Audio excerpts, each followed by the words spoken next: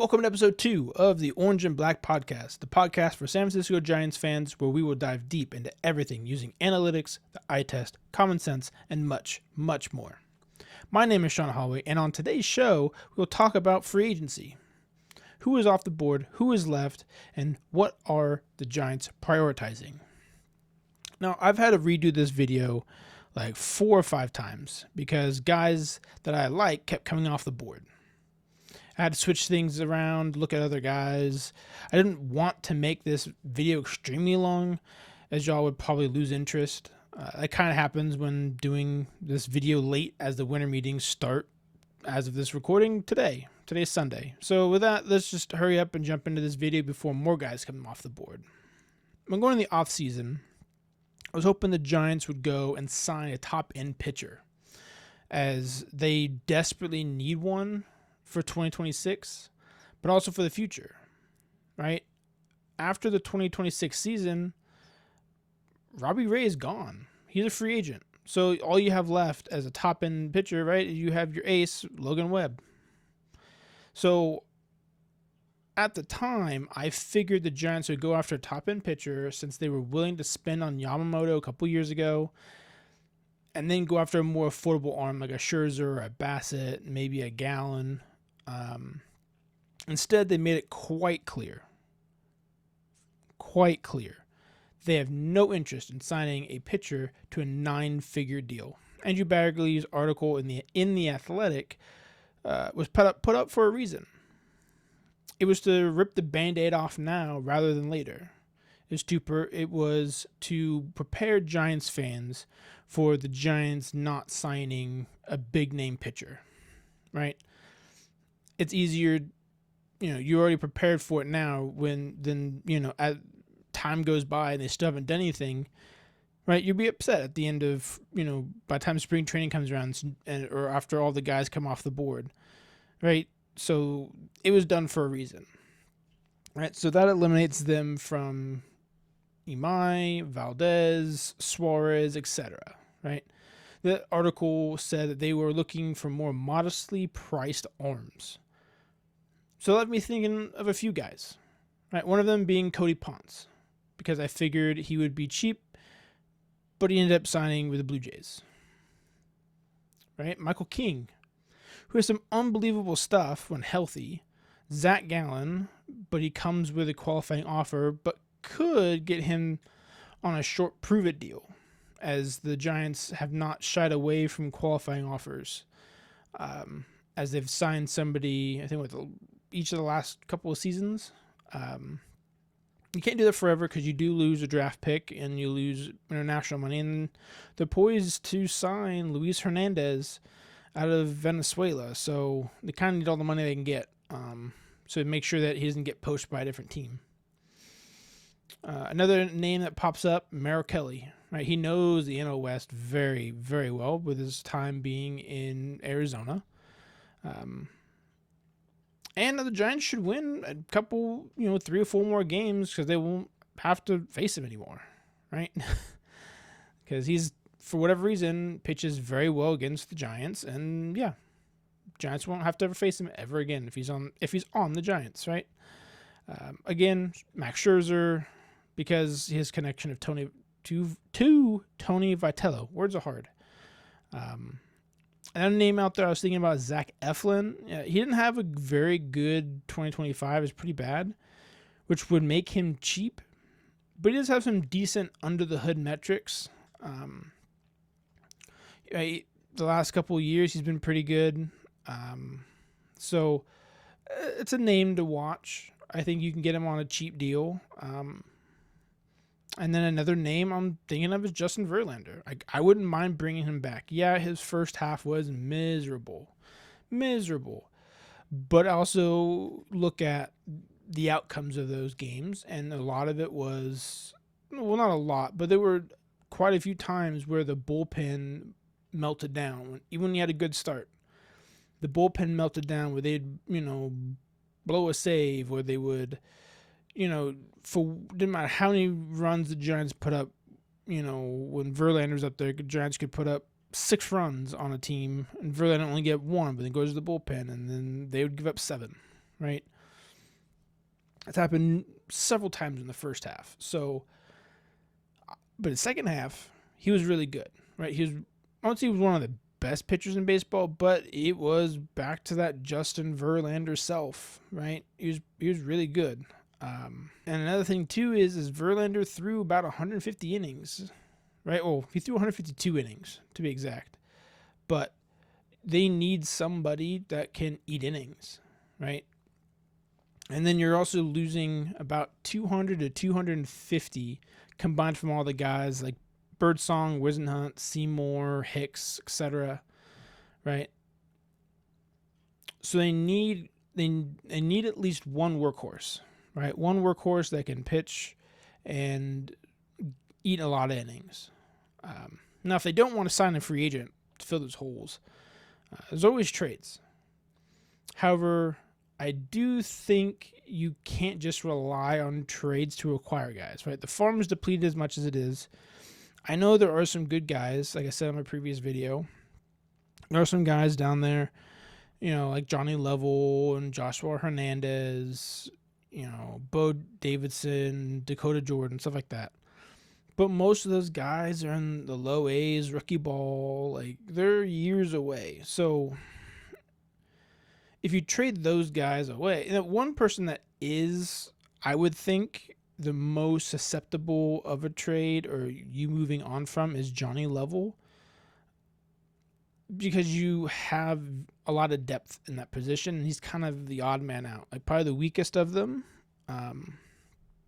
Right, you've got better players that fill that position, so I could see him getting moved.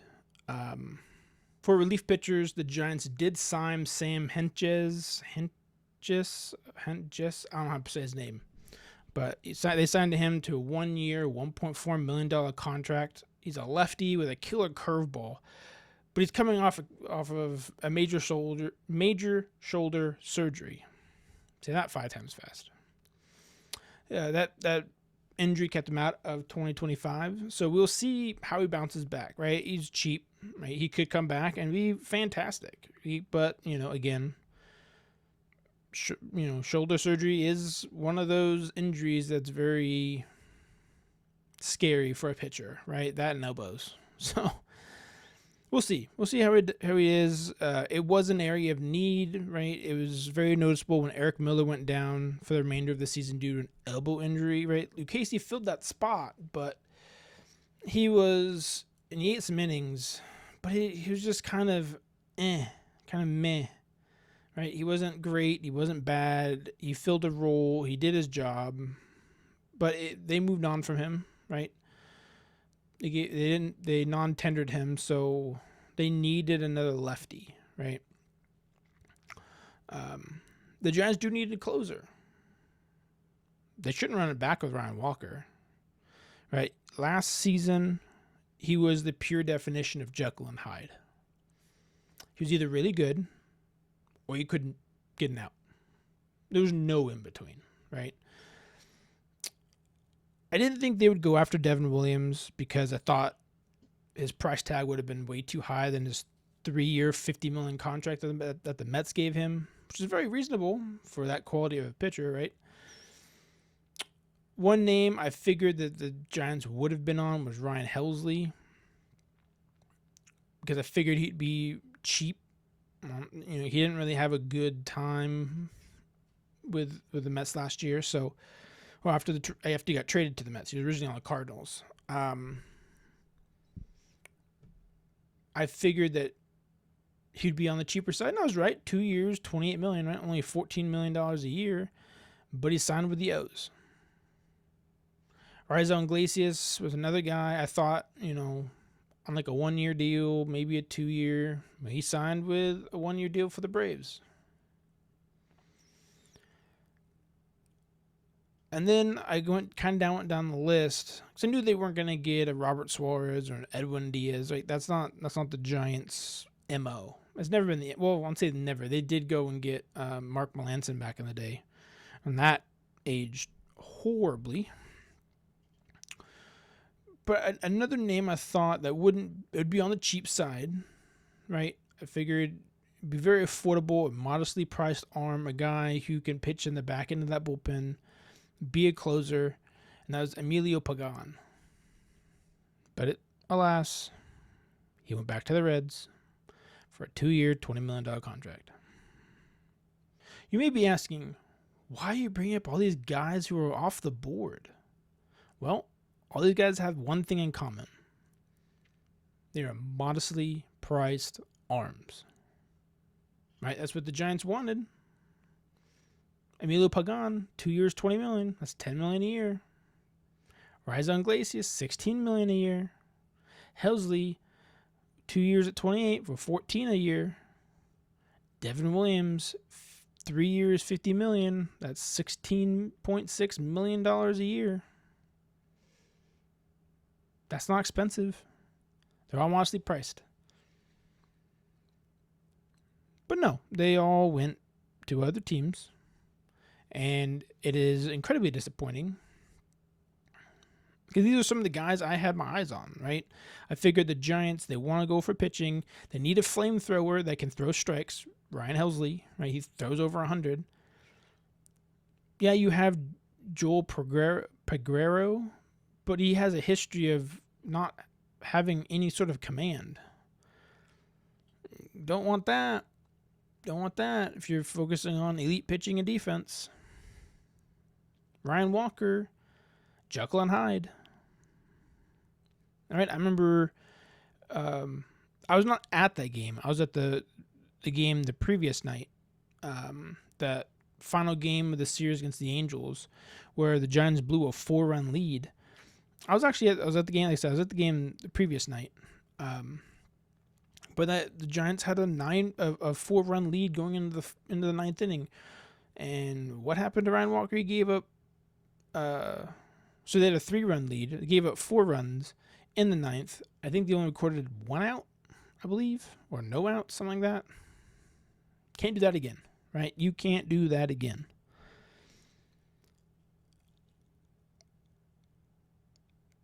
I figured that they would go after somebody more reliable, right? They traded away Doval. They traded away Tyler Rogers. They need somebody reliable in the back end of that bullpen. And all the guys I was thinking of, off the board. So where do they go? Where do they go from here? Do they make a trade, right? I don't see them going after Edwin Diaz or Robert Suarez, but where do they go for that back end of that bullpen? I don't know. One arm I am surprised that hasn't signed yet with the Giants is Tyler Rogers. I think the Giants should give him whatever he wants because he has the best 8th inning, or he has been the best 8th inning guy in the league for years. Right? Submarine throws, not say nasty stuff, but it's just an arm angle you don't see every day, right? You have a slider that rises. I remember he hit the dude in the face that swung at the ball. He's got a sinker that goes down and away, right, arm side. Right, you don't see it every day. So when he comes into the game, it throws you for a loop, especially if you're going from, a guy who's throwing, triple dig to a guy throwing like mid-70s. It's a big gap. You're going to be way out in front of pitches. And Tyler Rogers, when he does give up contact, 90% of the time, at least it feels that way, it is weak contact. Every now and then he'll give up a hard hit ball, but 90%, at least that's how it feels 90% of the time, he gives up weak contact. Right? But like I said, they want modestly priced arms, at least according to that article. And the only one they've pulled the trigger on was Sam Hentges. Hentges? I don't know. Who was coming off a major injury, right? It remains to be seen what they will do in the pitching market. But if they don't sign anyone, they're always just trades. But it leads me back to, well, they could have signed anyone in free agency, but then kept those prospects, right? you don't have to make trades if you don't have to, right? If you like the prospects in your farm system, keep them. Keep them. Use them for trade deadline. Use them for whatever, right? But you don't have to trade them just to get players in the offseason, especially when there's perfectly good players available. Another area of need is an outfielder. Mainly someone who can play right field, center field. Let's be honest here, even left field. So far this offseason, nobody has really been moved, position player-wise. Yeah, the Giants acquired Joey Wiemer and Justin Dean, but those guys are likely just platoon role kind of guys or defensive replacements, right? They should not be starting, right? Joey Wiemer is more of a lefty masher than anything. Justin Dean literally can't hit. So they shouldn't be starting. And there are plenty of options on the free agent market or even trades. So it should be interesting to see what the Giants do. But one thing for sure is you can't run it out there with the current guys, right? Elliot Ramos was one of, if not the worst left fielder in baseball defensively, right? Defensively. Jung-Hoo Lee, he showed his weaknesses in center field. I think a lot of it has to do mentally with his injury in 2024. And then you had a revolving door in right field after the trade deadline, right? You had Yaz in there almost every day. But then once he got traded, it was Encarnacion, Gilbert, Matos, pretty much cycling of those three guys. Now if Logan Gilbert can start hitting, then yeah, you can have him out there and should be fine. He can play center field, but I do think they need to go get somebody else. In recent days, it was reported that the Giants reached out to Kyle Schwarber. Now, he's not an outfielder per se, because he's played 13 games in the last 3 years, something like that. So he's just DH. That led to ideas that Eldridge is now on the trade block. And that was reinforced when Zach Manassian said on KMBR that no player is untouchable. Now, I agree with that statement for the most part. Now, there are exceptions to that, right? It's not a, full yes or no. You're all, some players are untradeable or untouchable and some players aren't. There are exceptions, right? If the Giants were curious enough to spend on Schwarber and not on pitching, then my top two guys on my list are Harrison Bader and Cody Bellinger. Bellinger's probably a little too pricey for the Giants, but I'm sure Harrison Bader's isn't. Right? He plays an elite defense, plus he can play all three outfield positions, so it gives him a lot more flexibility. He had a great year at the bat last year. He had 277. He had a 277 average, 347 on base, 449 slugging for a 970 or 796 OPS with a 117 OPS plus. He also hit a career high with home runs with 17. I love to see him in a Giants uniform. I could see him play right field until the Giants decide if Jung-Hoo Lee is a center fielder. If not, then they can swap, right? Harrison Bader can prove he can play center field. Now, who is still available? There's some interesting options for pitching, right? Max Scherzer is interesting because of his leadership and his connection to Tony Vitello. It'll help bridge that sort of gap of maybe a player, like a veteran player doesn't quite, is not vibing with Tony or doesn't quite understand, hey, you never, you don't have the experience, so why should I listen to you type of thing. Scherzer can command a room. He has the utmost respect of players. So I think that might be very helpful. And you can probably get him for a 1 year. Just kind of the veteran pitcher out that helped the youngsters and stuff like that. Gallen is interesting because he isn't far removed from being really good, so a bounce back could happen. But he, like I said before, he has a qualifying offer. So the Giants might be, this time around, might be more hesitant to go that route because they have the last several years. And like I said, you can't continue losing draft picks. You can't continue to lose international money. So they might shy away from it, but you never know. Right, there is a price for for signing somebody, for losing that draft pick. I don't know the exact number it is. It's like if that pick is valued at X amount or more than X amount, then you don't do it. If it's valued at less than X amount, then you do it. I don't exactly know the number, but there is a price that is attached to it. In 2025 for Gallen, he had a 4.83 ERA. But like I said, not that far removed from being really good. 2024 and 2023, he had a 3.65 ERA and a 3.47 ERA respectively. But two guys that I think that really picked up steam is Michael King and Mackenzie Gore. Now Gore would be a trade. He's not a free agent, and this is stuff about free agents. So he'd be a trade, but there are reports out there that the Nats are likely to move him in like the next week or so, like during the winter meetings, right?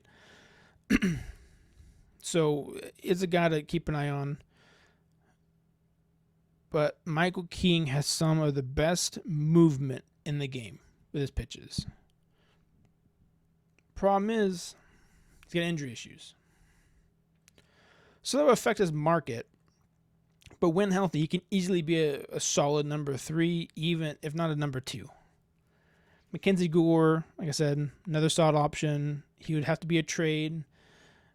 His numbers don't look good on the surface, but you have to remember what team he's been playing on and where he's been playing.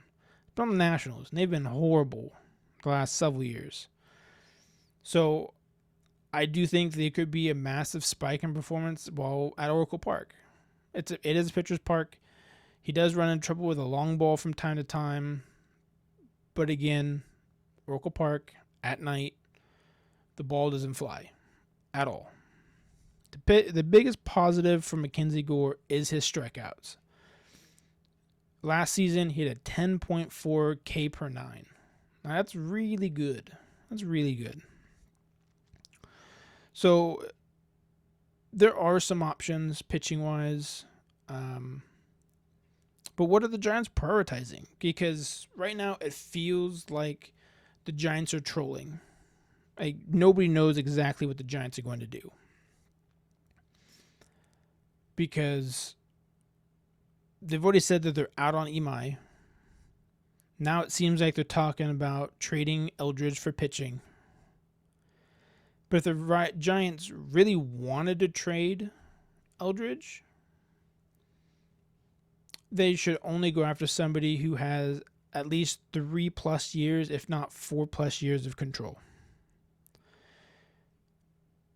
The Giants fans have been begging the Giants to get a bona fide, true slugger like Barry Bonds, right?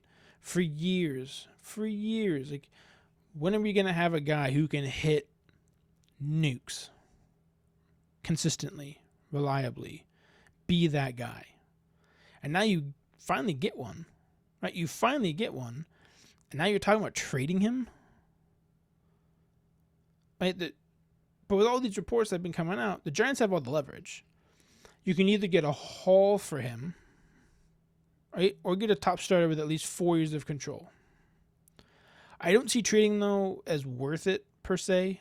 Like I said, there are only 2 instances I would be trading for him, or trading him for somebody. Paul Skeens, Hunter Green. Now, you're not going to get a Paul Skeens, right? That's off the table. He's got 5 more years left before he hits the market. Hunter Green's got 4 more years left of his deal. That's more manageable, but he's probably not going to get moved. So now they might make an exception for Bryce Eldridge, but you need to have guys with lots of team control if you're going to trade him. Bryce Eldridge has the makings of a superstar. Right? He could be a guy who hits 40 home runs a season, going out there just hitting bombs. He's got a lot of work to do, for sure. But he could be that guy. Are you willing to trade a 20-year-old? Well, he might be 21 now. But you're willing to trade a 20, 21-year-old kid now? After all this hype for him, all this hoopla and media and all this stuff, articles written about him, now you want to trade him. I'm not so sure that they will. Right? I think the Giants, I know Buster Posey's a smart dude. I think if they do trade him, it'll be one of those like blown out of the water type of deals. One of those really hard to say no to. But I could be wrong. I could be totally wrong, and they trade him for somebody, right? I just don't think that he's worth trading. The way the reports are going, though, is like it feels like the Giants are looking for position players in free agency and then trading for starting pitching. Now, I could be totally wrong, and they don't trade for anybody, and they just sign free agents, but the way things are looking, it doesn't seem to be the case. The Giants do need an outfielder. I can see them spending on one. They have some decisions to make, right? On Friday, Marco Luciano was claimed on waivers by the Pirates. One of the biggest organizational development failures in the Farhan era, right? That was a total mismanagement of his development. They rushed him. They told him, you're going to be a shortstop. You're the shortstop of the future. They refused to move off of him until it was too late. Then they tried to move him to the outfield. And at that point, it was, hoping you hit gold, right? Like you're hoping that you won the lottery by doing that. And again, couldn't hit, struck out a ton. He had unreal power. Right? He had crazy power, especially going the opposite way. But he just couldn't make contact enough. He struck out way too much. And now he's out of options. And so now the Pirates took him. Still got to be on their roster. He's out of options. So hopefully, best of luck to Marco. Hopefully he succeeds over there in Pittsburgh. But man, I had some high hopes for him back in the day. I loved his swing. I loved everything about him. I was like, man, this dude's going to be a baller. And here we are. He's 24 years old? Now he's with a different organization. I remember at one point, I think it was ESPN, had him as the number 7 prospect in baseball. Number 7. It's like, oh, we got a top 10 dude in our organization. Dude's going to be a freaking baller. And that's with the Pirates. Only a few years later. It's sad. It's sad to see that. And they're about to lose. They have to do something with Luis Matos. Right? He's out of options. They got to move him. Can't have him in the outfield either. He wasn't good defensively. He was a hot hitter for 2 weeks, and then he goes ice cold, like he's done year after year. He'll go down to AAA, hit really well. They bring him up. He goes crazy for 2 weeks, and then he goes ice cold again. And defensively, it was an adventure. Encarnacion's in a weird spot. Right? He hasn't been healthy, so you don't know exactly what he's capable of. But at the same time, you really don't have a spot for him because Drew Gilbert is a better defender. Joey Wiemer, he can hit lefties very well, and he's a better defender. So what happens to Encarnacion? Do they move him? Do they try to keep him? Maybe as a potential injury replacement type of dude. Like I don't know. I don't know what they're gonna do with him. He's like in a weird spot. And then you have Elliot Ramos. What do the Giants do with him?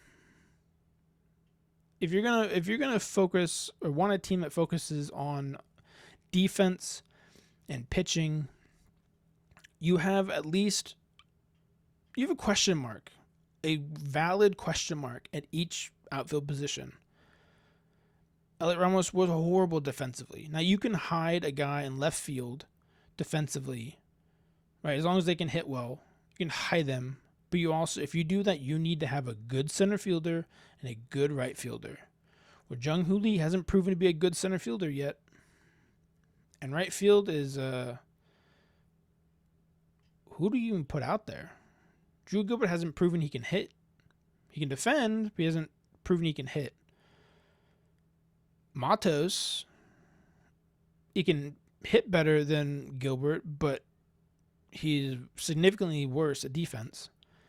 And in Encarnacion, kind of the same thing. And they just got Joey Wiemer, who can hit lefties, so you can put him out there against a lefty.